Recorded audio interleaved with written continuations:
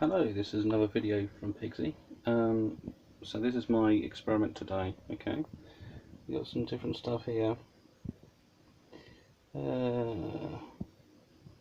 Charanua. I'm not entirely sure that's not even labelled. We got some Syrian rue. Some people might be starting to guess what's going on here. These leaves are from Peru. Basically, these are all the key ingredients for ayahuasca. So I was quite surprised. I ordered something online and it actually all come through. I thought it'd be stopped. Border control say no, you can't have these things. Even though it's just for medicinal, personal use, and I'm not going to do anything weird or irresponsible with it. But what I'm going to do is I'm going to pop some of the ingredients into my slow cooker. I use some filtered water as well, so fill that up, put the lid on it, put it on a low temperature, just to basically to start breaking down and releasing some of the chemicals. I've got some other things as well I'm going to add to it. That's gold. It's got gold in there. That's monoatomic. That's nanoparticle gold. That's no, actually that's that one. No, that's the monoatomic. That's nanoparticle. That's colloidal. That's I've got in there is, so try again.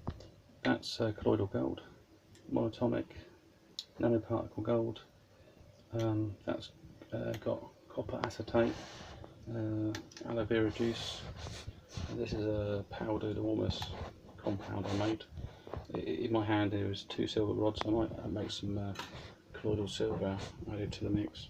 But yeah, that's my Ormus mixture. It's got from Celtic. It's also got some Himalayan salts and some other mixtures in there. This is like a colloidal copper. It's already a weak solution of it, so I might have to strengthen up. I'll brew that.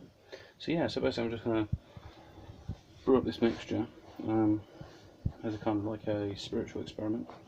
I may do some sort of things where you like say sort of blessings over it and focus intention in there as well.